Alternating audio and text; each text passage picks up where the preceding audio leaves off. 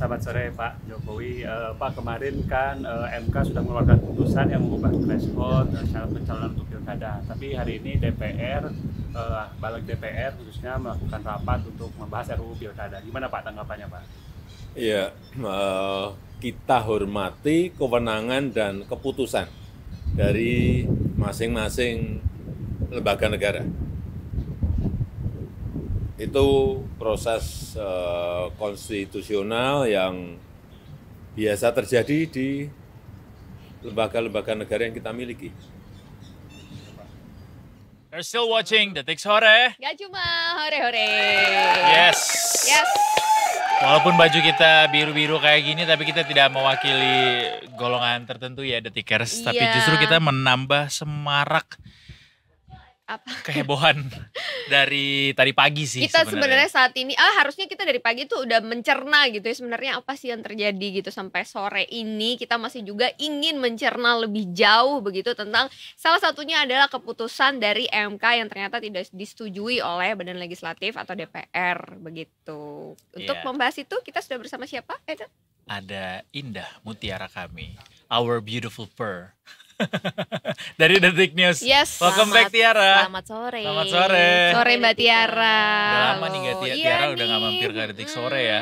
Ada berita paling penting lagi yang mau disampaikan nih Tiara. Waduh, penting banget sampai tiap hari ada perubahan kayaknya. Asli. Tiap hari ada ini baru nih. Isu baru lagi ya, berita baru lagi. Kalau bisa disampaikan secara brief yang paling penting harus diketahui sama masyarakat saat ini dengan apa yang terjadi di Balik apa Tiara? Jadi mungkin kita agak runut sedikit Boleh. dari kemarin terus ke Putusan hari MK ini dulu gitu ya. kali ya. Jadi supaya runut mengalir Tahu gitu. backgroundnya ya. Jadi kan memang bahwa pilkada itu pendaftaran itu minggu depan ya. 27 Pendaftaran ya? tanggal 27. Seminggu jelang pendaftaran. Jadi kemarin itu ada putusan Mahkamah Konstitusi ada beberapa, tapi yang penting itu dan yang cukup berpengaruh Pak jelang pendaftaran pilkada ada 2 putusan. Putusan yang pertama adalah soal syarat usia calon kepala daerah gitu. Jadi kan kita tahu waktu itu berawal dari Mahkamah Agung dulu nih, Mahkamah Agung yang dia membuat putusan terkait syarat usia cagup itu awalnya di PKPU, peraturan KPU adalah dihitung saat penetapan calon. Jadi syaratnya kalau cagup itu 30 tahun ya, itu 30 tahun dihitung saat penetapan, lalu putusan MA adalah dihitung saat pelantikan gitu. Kenapa ini jadi esensial? Karena salah satu yang terkena efek dari putusan MA itu di awalnya adalah Mas Kaisang gitu, yang ulang tahunnya adalah di bulan Desember gitu. Nah kemudian yang terbaru putusan MK kemarin terkait syarat usia itu adalah jadi MK itu mengatakan bahwa ya udah syaratnya itu sesuai dengan di UU aja, syaratnya sesuai di UU aja yaitu saat penetapan. Penetapan gak gitu. jadi pelantikan Nah, ya. itu putusan yang pertama. Yang kedua yang berefek adalah terkait syarat ambang batas pengusungan, ambang batas pilkada gitu ya. Ambang batas pilkada itu adalah awalnya gugatannya soal terkait bahwa agar partai non parlemen bisa mengusung calon sendiri gitu. Yang kemudian itu berimplikasi pada terkait ambang batas pengusungan pilkada Pencalonan itu pencalonan itu berefek ke parpol-parpol yang kemudian kalau diimplementasikan itu contohnya PDIP di Jakarta gitu, yang tadinya harus memenuhi 20%, kalau dengan putusan MK itu dia jadi bisa cukup dengan 7,5% bisa maju gitu untuk Bisa parpol di sendirian Jakarta gitu. Nah kira-kira itu 2 yang penting gitu kan. Oke. Nah, 2 putusan MK ini cukup berpengaruh kepada proses pendaftaran pilkada gitu ya, karena tadi bisa mengubah misalkan dari Mas Kaisang yang tadinya bisa maju jadi nggak bisa maju gitu. Kemudian kalau yang putusan kedua itu terkait konstelasi misalkan di Jakarta gitu ya, bahwa yang tadinya PDIP sudah nggak bisa maju karena nggak ada kawan koalisi, ketika ambang batasnya berubah itu dia jadi bisa maju gitu. Tapi itu contohnya hanya di Jakarta dan misalkan di Jateng gitu ya. Tapi perlu diketahui bahwa putusan ini berpengaruh pada semua pilkada yang di seluruh Indonesia gitu. Dua tadi cuma contoh Dua doang tadi ya. itu contoh aja. Jadi sebenarnya ini berlakunya bukan cuma di Jakarta atau di provinsi tertentu, tapi berefek ke semuanya, tergantung kondisi di tiap-tiap Oke. provinsi atau tiap-tiap daerah gitu. Tapi memang menjadi fokus sorotan karena ketika dipraktekkan langsung berefeknya itu misalkan kepada satu sosok yang terkait sekali yaitu Mas Kaisang, yang kedua adalah terkait konstelasi di Pilkada Jakarta gitu. Nah, dua putusan ini gitu kan sangat menjadi sorotan masyarakat gitu ya dari kemarin, dan kemudian menanti gitu apa tindak lanjutnya dari dua putusan MK itu gitu. Nah, kemudian informasi yang langsung muncul kemarin ada ternyata Badan Legislasi DPR itu menjadwalkan rapat soal revisi UU Pilkada gitu. Ini langsung muncul beberapa wah langsung ini banget gitu ya, mendadak gitu, langsung kilat ada soal revisi UU Pilkadanya ini gitu. Yang memang Baliknya menyatakan ya revisi UU Pilkada ini untuk mengakomodir si putusan MK ini gitu. Tapi ada juga kekhawatiran waktu itu dari awal dari para aktivis atau daripada pakar, apakah si revisi UU Pilkada ini justru menganulir putusan MK gitu. Jadi itu tuh kira-kira yang terjadi dari kemarin sampai pagi gitu ya, sampai tadi pagi. Sampai tadi pagi, jadi kayak dalam proses yang cepat itu tadi pagi udah langsung mulai nih rapat Badan Legislasi. Jadi kira-kira kalau di DPR itu kalau penyusunan undang-undang termasuk revisi itu ada beberapa tahapan gitu, ada beberapa tahapan. Bisa misalkan dibahas terlebih dahulu di Badan Legislasi atau di komisi gitu ya. Setelah pembahasan di situ biasanya ada juga kayak pembahasan di situ diturunin lagi ke lebih detail gitu ya, misalnya panitia kerja atau apa, kemudian dibawa lagi ke Badan Legislasi, baru kemudian dibawa lagi ke paripurna gitu. Jadi itu memang ada tahapan-tahapannya yang sebenarnya waktunya juga bervariasi gitu ya. Apakah cepat pernah, apakah lama pernah, banyak juga yang lama gitu. Misalkan ketika dari satu rapat Badan Legislasi kemudian turun ke Panja, kemudian balik lagi ke Badan Legislasi, balik lagi ke Panja gitu, sebelum paripurnanya nunggu kapan itu pun pernah gitu. Jadi durasinya tuh macam-macam gitu ketika satu UU atau satu revisi dibahas gitu.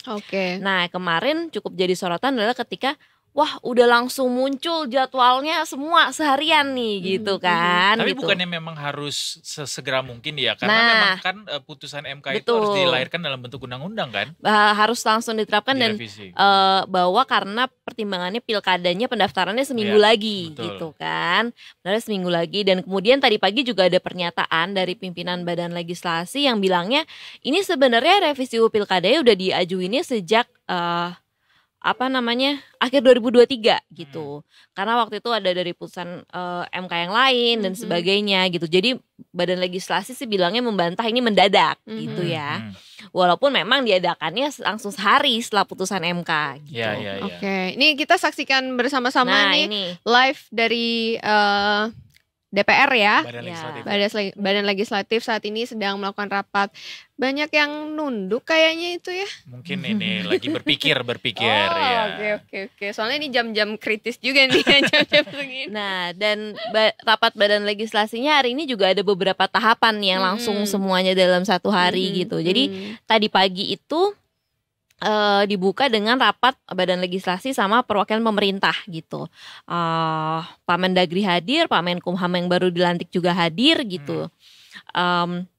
Dan di situ mereka memutuskan lanjut ke tahap panitia kerja, panja istilahnya gitu. Nah, barulah di panja ini dibahas detailnya, kira-kira seperti itu, dibahas detailnya gitu. Dan kembali lagi yang menjadi sorotan adalah terkait dua hal tadi yang berdasarkan putusan MK kemarin. Dan juga syarat usia. Syarat usia gitu. Artinya dengan keputusan MK kemudian hari ini ada rapat begitu ya. Apakah ini nanti bisa mengubah kalau misalnya ternyata diperbolehkan begitu kembali, artinya Mas Kaisang bisa nyalon nih ya? Nah, jadinya tadi tuh di rapat panitia kerja ini sudah ada kesepakatan gitu di internal rapatnya itu. Soal hal tersebut. Jadi yang pertama soal syarat usia nih gitu ya. Tadi Badan Legislasi ini kan simpelnya ada terbagi antara dua gitu. Mengikuti putusan MA yang bahwa syaratnya itu dihitung saat pelantikan, atau putusan MK yang saat penetapan gitu. Beberapa pakar hukum tata negara dan juga beberapa aktivis yang mengamati sebenarnya menganggap ini nggak bisa terus dibandingin dipilih antara dua itu gitu tuh nggak bisa gitu. Bahwa putusan MK ini adalah suatu yang final dan mengikat yang memang harus langsung diikuti gitu. Tapi memang saat rapat badan legislasi tadi gitu, sempat ada perdebatan juga. Perdebatannya adalah yuk kita ikut putusan MA atau putusan MK gitu. Perdebatannya seperti itu, dan kemudian akhirnya diketok di internal rapat itu bahwa untuk pasal tersebut mengikuti putusan MA. Jadi kedua poin tadi Untuk- itu dianulir kembali. Ini untuk yang syarat usia ya, untuk Iya. yang syarat usia gitu, bahwa dari Balik DPR ini memutuskan mengikuti putusan Mahkamah Agung seperti itu, sehingga isi pasalnya adalah si syarat usia cagup ini dihitung saat pelantikan. Nah, yang mana jadi kan kalau mengikuti penetapan kayak yang undang-undang sebelumnya, penetapan itu harusnya di September ya. Penetapan di September gitu. Sedangkan kalau sosok yang jadi sorotan ini ya Mas Kaisang gitu, dia adalah ulang tahun, dia kan 29 tahun. Nah, ulang tahun ke-30-nya itu adalah di bulan Desember. 24 gitu. apa 25 Ya, gitu ya? 25 Desember gitu. Sedangkan kalau mengikuti pelantikan itu saat ini tentu kan bertahap yang waktu awalnya adalah di Februari 2025. Seperti itu. Jadi memang dengan ketika DPR memutuskan ini mengikuti putusan MA, berarti Mas Kaisang tetap bisa maju di Pilgub. Tetap bisa Gitu. maju gitu ya. Nah, lalu kalau yang kedua Dibacakan tadi oleh Dr. Zainul yang Dinem, terkait ambang anggota batas pilkada APPD. pencalonan gitu ya. Assalamualaikum warahmatullahi Itu juga wabarakatuh. sempat tadi dibahas gitu kan. Jadi kan putusan MK ini merupakan jawaban atas gugatan 2 parpol yang tidak punya kursi di DPRD gitu ya. Mereka tuh pinginnya parpol yang nggak punya kursi di DPRD itu tetap bisa ngusung kepala daerah gitu. Nah, jadi dengan putusan MK itu akhirnya memutuskannya bahwa partai ada syarat mengusung calon di pilkada itu adalah disamakan dengan calon independen gitu. Jadi sebagai contoh kalau di Jakarta itu pakai hitung-hitungannya adalah DPT, daftar pemilihnya, jumlah daftar pemilih gitu. Sehingga kan itu disesuaikan dengan jumlah penduduk dan persenannya gitu. Nah, kalau di Jakarta itu adalah 7,5% hitung-hitungannya. Nah, kalau 7,5% itu PDIP yang sekarang punya kalau nggak salah sekitar 14% itu bisa mengusung sendiri gitu. Mengusung, jadinya akan mengusung siapa nih?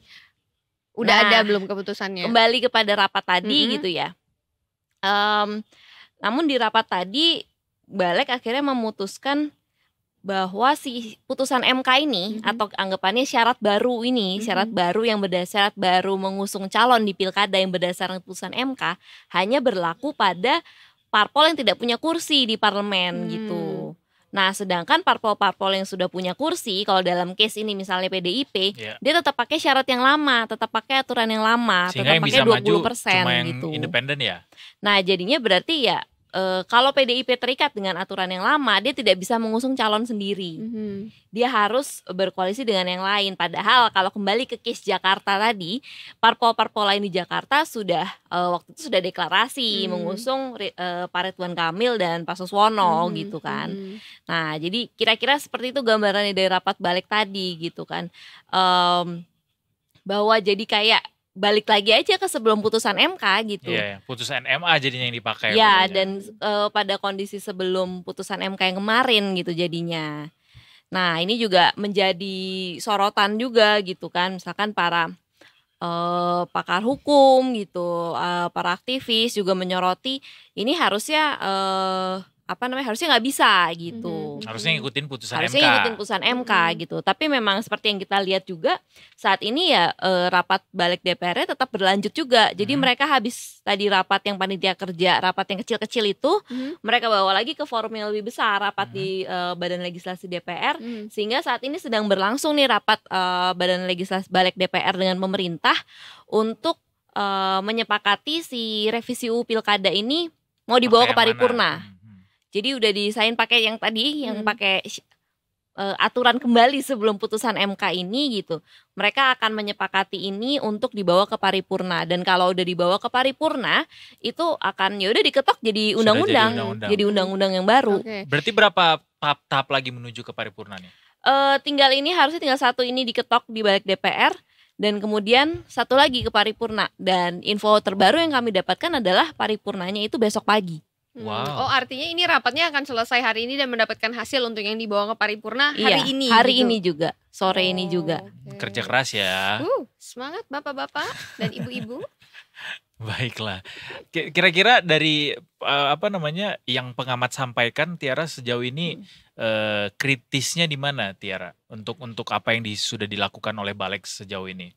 Kritisnya adalah ya itu tadi menyatakan bahwa misalkan pertama tidak bisa, kalau yang untuk syarat usia gitu ya, tidak bisa putusan MK dan putusan MA dipertentangkan seperti itu gitu, bahwa putusan MK ini final and binding ini yang harus terakhir dipegang gitu. Dan yang kedua juga menilai misalkan ini kayak bahwa ada tidak konstitusi sesuai dengan MK seperti itu kan. Ada yang bilang juga ini pembangkangan demokrasi gitu kan, pembangkangan konstitusi gitu. Nah, jadi tapi ya ini di sisi lainnya si DPR menilai dengan misalkan tadi yang contoh syarat ambang batas pilkada itu ya mereka menyebutnya mereka tidak menolak putusan MK, mereka tidak menganulir atau melawan putusan MK, tapi mereka memberikan tafsir dari putusan MK itu gitu.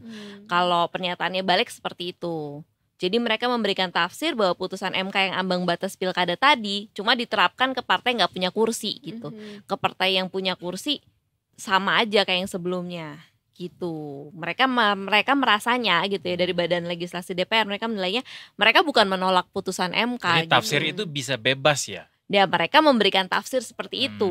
Oke, baiklah. Tapi ini hitungannya melanggar, ada dengan peraturan yang berganti-ganti tiba-tiba ini hitungannya ada melanggar konstitusi nggak sih Mbak?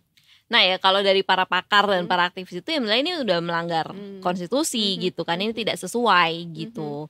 Nah kita lihat juga ini gimana prosesnya, seperti misalkan ini yang barusan aja berjalan gitu ya. Tadi kan kalau di rapat Balik yang saat ini, jadi tiap fraksi itu menyampaikan sikapnya gitu, menyampaikan pendapatnya gitu.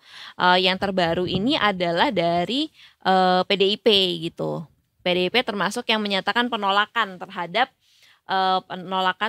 tafsir dari Balik. Ya, terhadap keputusan Balik ini gitu. Dan mereka juga menyatakan akan membuat nota keberatan gitu. Jadi kalau nota keberatan itu kan dicatat jadi bahwa misalkan revisi UU Pilkada ini disahkan atau disetujui dengan catatan ya ada penolakan dari PDIP, ada nota keberatan dari PDIP. Nota keberatan cuma dari PDIP doang sejauh ini? Sejauh ini kalau kita lihat sih rapat ini masih berjalan. Ini info dari lapangan sejauh ini yang memberikan nota keberatan PDIP. Tadi juga sempat ada di tengah-tengah rapat Balik ini juga Pak Anies sempat nge-tweet ya. Pak Anies sempat nge-tweet. Apa tuh tweetnya? Jadi bahwa menyatakan demokrasi Indonesia ini sedang ada di persimpangan yang krusial. Iya gitu. Dan saat ini nasibnya ditentukan oleh Bapak Ibu DPR yang sedang duduk di Senayan ini, yang sedang rapat gitu. Semakin banyak tugas netizen ya Mbak ya untuk mengawal ini dan itu gitu berapa hari ini ya. Karena memang ya ini isu yang mungkin kelihatannya sangat di awang-awang gitu ya, sangat kayaknya berat dan complicated, tapi ini juga sebenarnya bersinggungan dengan hidup kita gitu ya, bersinggungan dengan apa-apa aja yang akan terjadi di hidup kita. Nasib kita gitu. nantinya ke depannya seperti apa gitu ya. Udah mana ada kemarin juga tidurnya lama karena ngikutin isu yang satu lagi, terus pagi ini juga ngikut lagi yang ini. Tidurnya jadi kurang gara-gara ngebacain Twitter 1 jam. Nih laris manis nih kopi hari ini, soalnya orang banyak yang begadang ya. Jadi pengen kopi deh. Bener itu bener. Udah kopi berarti pesanannya ya. Nanti ya. Oke. Kalau dari parpol sudah ada yang komentar belum, Tiara? Dari Pak Fahri Hamzah gitu? Ini ada yang kalau Pak Fahri mungkin karena nggak DPR ya nggak langsung ini ya. Kita mana ada beberapa komentar tadi nih kayak misalkan celetukan gitu, kayak misalkan dari Pak Beni Harman yang dari Demokrat gitu ya, dia ini di rapat apa di luar rapat gitu ya. Saat rapat dia juga bilang bahwa dia malah ini kan bahwa kan DPR tuh memang pembentuk UU ya. DPR tuh Iya, pembentuk betul. UU gitu kan. Itu Emang tugasnya normanya begitu ya? tugasnya seperti itu gitu. Dan dia menyatakan bahwa ya apa namanya? Kalau MK ini jangan terus malah jadi pembuat UU juga gitu dari putusan-putusannya gitu. Karena itu Pak Benny Kaharman menyebut ya kan pembuat UU tugasnya DPR gitu. MK jangan Dalihnya seperti itu ya MK jangan malah mengambil tugas itu dengan memberi makna-makna lain dari putusannya gitu. Saya ada komentar seperti itu. Ada juga komentar-komentar lain seperti misalkan ya dari balik DPR menyatakan ini tidak melenceng dari putusan MK gitu, mereka menyebutnya. Enggak, kita nggak melenceng kok gitu. Ini memberikan apa namanya tafsir atau penerapannya dari putusan MK itu. Ya, terlepas dari apa yang saat ini sedang terjadi di Badan Legislatif, tapi menarik juga ngelihat komentar-komentar netizen nih di X, banyak tiba-tiba yang bermunculan mulai dari ada akunnya Alam Ganjar, nggak tahu ini beneran akunnya apa enggak, tapi yang pasti followernya lumayan banyak, 51.000. Alam Ganjar 14 nge-tweet 35 menit yang lalu, udah waktunya tanda tanya, dengan jumlah like sudah 4.700 dan impression 159.000 sekarang. Jadi ada banyak sekali nih. Ini juga trendingnya peringatan darurat lagi. Bener, kalau di timeline dari Instagramku dari tadi beberapa teman juga udah posting itu like exactly that. Iya ya. Itu. Hashtag dan gambar itu Iya, ya. bener. Iya, Peringatan darurat sempat jadi trending juga kan di X. Sempat jadi trending juga di X. Ini juga rekan-rekan Detik News sepertinya ada banyak kopi yang dipesan hari ini ya. Untuk Karena masih panjang, karena Lebih panjang Ada gitu kemungkinan ya. sampai malam nih. rapatnya. Kalau ini malah kayaknya Badan Legislasi ini lumayan ngebut gitu ya. Jadi rapatnya yang tadinya rapat sore ini tadi dijadwalin malam jadi sore gitu. Oh, dimajuin. It's supposed to gitu. be malam nanti Harusnya yang nih, panja-panja ini fraksi yang ini apa, ya. Keputusan tingkat satunya ini, keputusan di baliknya itu tadinya kalau nggak salah jadwalnya malam. Jadinya jadi sore gitu kan. Nah, kita nggak tahu apakah malam ada pergerakan lain atau gimana, tapi kita tahu sementara untuk besok itu juga udah ada Partai Buruh katanya udah jadwal mau demo di DPR. Oke. Wow. Kita kawal juga tuh nanti. Kemudian selain itu PDIP juga besok mau ada. Bu Mega sendiri yang Konferensi mengumumkan calon-calon pilkada gitu. Dan tentunya pasti selain mengumumkan calon ada juga lah pernyataan sikap pasti ya dari PDIP gitu. Nah, kita lihat aja karena dari kemarin kan tiap hari ada aja nih kan, ada aja hal baru, ada aja plot twist atau kejutan baru gitu yang ya kita harus ngikutin juga gitu karena ini kan pasti ada efeknya gitu kan. Jangan sampai kita juga sebagai publik, sebagai pemilih gitu ya nggak ngikutin abai-abai aja, tau-tau hasil akhirnya aja taunya gitu kan. Nah, makanya supaya kita kawal bersama, baca beritanya di Detik News. Tentu saja, pastinya. kawal putusan MK tuh hashtag trending di X juga itu termasuk dari bagian apa yang kita kerjakan saat ini ya. Betul. Baik, terima kasih Tiara, selamat bertugas kembali melanjutkan aktivitas. Sama-sama kita kawal. Sama-sama kita kawal tentunya. Ada banyak sekali yang mesti dikawal tentunya hari ini ya. Hashtag